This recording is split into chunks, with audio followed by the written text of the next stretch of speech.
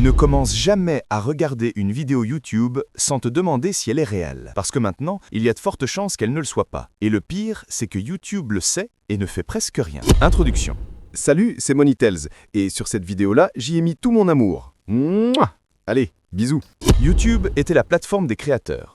Celle où des gens comme toi et moi pouvaient partager leurs idées, leurs talents, leurs passions. Mais quelque chose est en train de changer. La plateforme se transforme tranquillement en décharge pour du contenu généré par l'IA. Des vidéos créées par personne, pour personne, dans un seul but, manipuler l'algorithme et générer des revenus publicitaires. Parfois, on parle de quelques dollars, mais dans certains cas, on parle de millions. Et je vais te montrer exactement comment ça fonctionne, pourquoi c'est dangereux et ce que ça signifie pour l'argent que les créateurs et même les annonceurs investissent sur cette plateforme. Le problème. Oui, malaka ouais, je mettez j'aime, mais je pas abonné. C'est ça moi qui montre, je aime les vidéos, mais je pas abonné à côté moi, allez plus 1.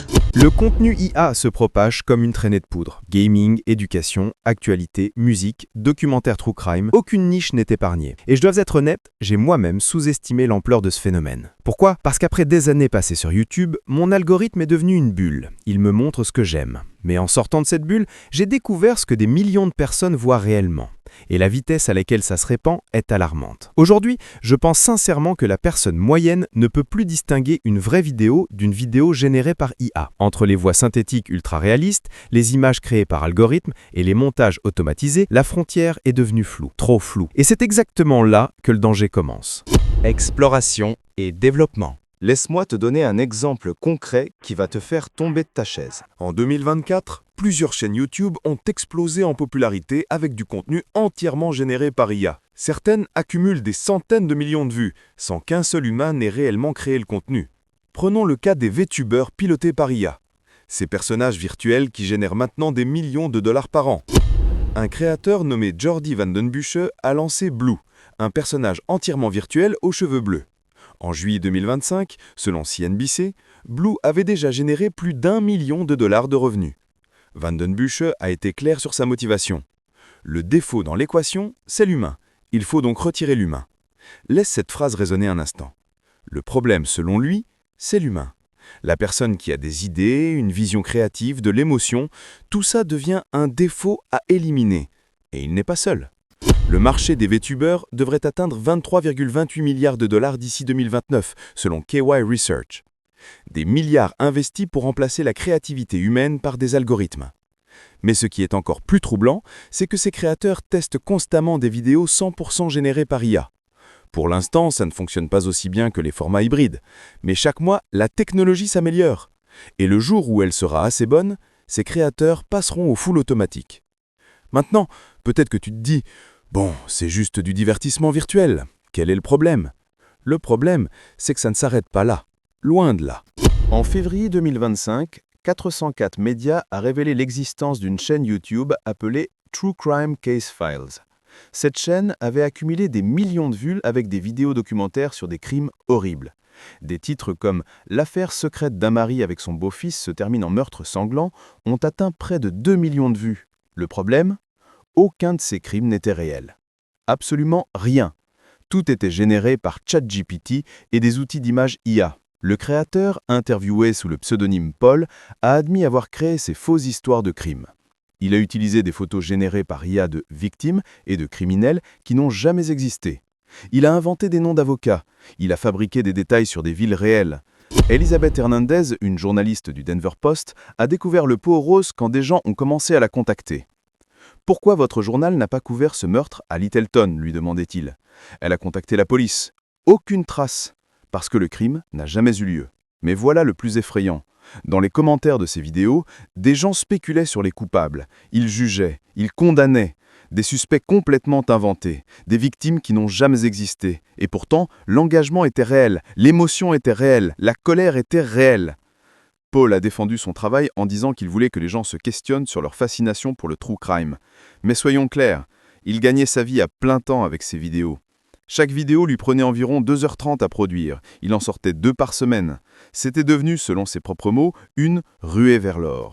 YouTube a finalement supprimé sa chaîne en janvier 2025, mais seulement après que 404 médias aient posé des questions. Combien d'autres chaînes similaires existent encore? Combien continuent à monétiser ce type de contenu? Et ce n'est pas un cas isolé. Plusieurs chaînes ont été découvertes en train de créer du faux contenu sur des procès réels, des deepfakes de célébrités, des fausses analyses d'événements d'actualité. Tout ça pour les clics, pour l'argent des publicités. Selon The Guardian et plusieurs médias spécialisés, des chaînes complètes ont été trouvées en train de créer du contenu IA sur des événements sensibles, manipulant délibérément les spectateurs. Certaines de ces chaînes n'avaient même aucun historique dans ce domaine. Elles couvraient des sujets complètement différents avant de pivoter soudainement vers le contenu IA sensationnaliste. Le pattern est clair. Quand un événement fait les gros titres, ces chaînes surgissent de nulle part. Elles inondent YouTube de contenu fabriqué et elles accumulent des millions de vues avant même que la plateforme ne réagisse. Climax et moment clé. Alors, que fait YouTube face à tout ça? En juillet 2025, selon TechCrunch et plusieurs sources, la plateforme a mis à jour ses politiques de monétisation. L'objectif officiel, cibler le contenu produit en masse et répétitif. YouTube appelle maintenant ça du contenu inauthentique. Mais voilà le problème. Ces règles reposent sur l'honnêteté des créateurs. Quand tu uploades une vidéo, tu es censé cocher une case si elle contient de l'IA. Comme la case qui dit « Cette vidéo contient une promotion payée ». Simple, non?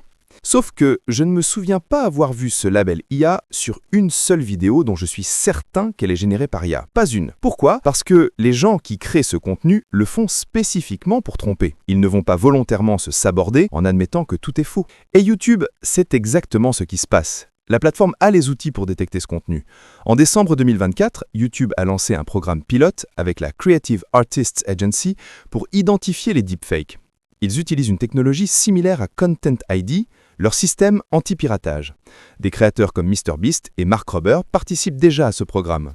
Mais pour le grand public, pour les millions de vidéos uploadées chaque jour, l'application des règles semble se faire au compte-gouttes. Seulement quand un média majeur pose des questions embarrassantes. Pendant ce temps, YouTube continue de diffuser des publicités sur ses vidéos. Même si le créateur n'est pas monétisé, même s'il a été démonétisé, la plateforme garde le droit de placer ses propres publicités. Et devine qui paie pour ces publicités? Des marques qui n'ont aucune idée que leur nom apparaît à côté de deepfakes et de contenus fabriqués. Des grandes entreprises comme Samsung, Adobe, Amazon se retrouvent associées à des vidéos complètement artificielles. Des deepfakes du pape, de fausses actualités, du contenu qui pourrait nuire à leur réputation. Et YouTube leur dit: vous pouvez contrôler où vos publicités apparaissent en fonction du sujet, mais pas en fonction de comment le contenu a été produit. En d'autres termes, tu peux filtrer par thème, mais pas par authenticité. C'est un problème énorme. Conclusion. La seule chose qui me donne de l'espoir, c'est que de plus en plus de gens commencent à se réveiller. Il y a une prise de conscience qui se forme, une résistance tranquille qui dit non. L'IA ne doit pas tout automatiser. Non, on ne va pas accepter la déshumanisation de la création juste parce que c'est plus rentable pour quelques entreprises. De Hollywood à l'industrie musicale, jusqu'à YouTube même.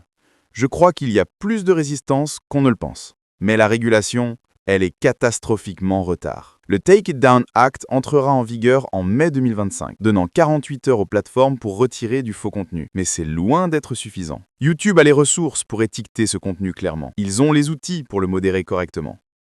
Ils ont même mis en place des politiques en juillet 2025 censées cibler le contenu inauthentique. Mais pour l'instant, l'application reste inefficace. Et pendant ce temps, des millions de personnes regardent du faux contenu en pensant que c'est réel. Des musiciens perdent des opportunités au profit de morceaux générés par machine. Des créateurs qui investissent du temps, de l'argent et de l'énergie se font enterrer par des comptes automatisés qui produisent 50 vidéos par jour. Près de 42% des YouTube Shorts contiennent déjà des composants générés par IA, selon certaines estimations. Et selon Futurism, près de 10% des chaînes YouTube qui connaissent la croissance la plus rapide le font uniquement grâce au contenu IA.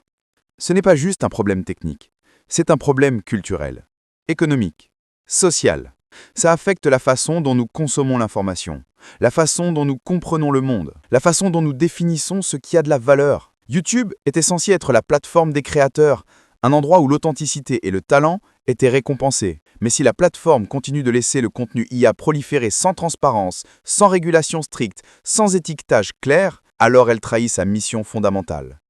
La question n'est plus est-ce que l'IA va envahir YouTube? Elle l'a déjà fait. La vraie question c'est est-ce qu'on va laisser faire? Est-ce qu'on va accepter un Internet où on ne peut plus faire confiance à rien? où chaque vidéo, chaque voix, chaque visage pourrait être faux? Si cette vidéo t'a ouvert les yeux sur ce problème, partage-la. Parle-en autour de toi. Parce que plus on sera nombreux à demander de la transparence, plus les plateformes devront agir.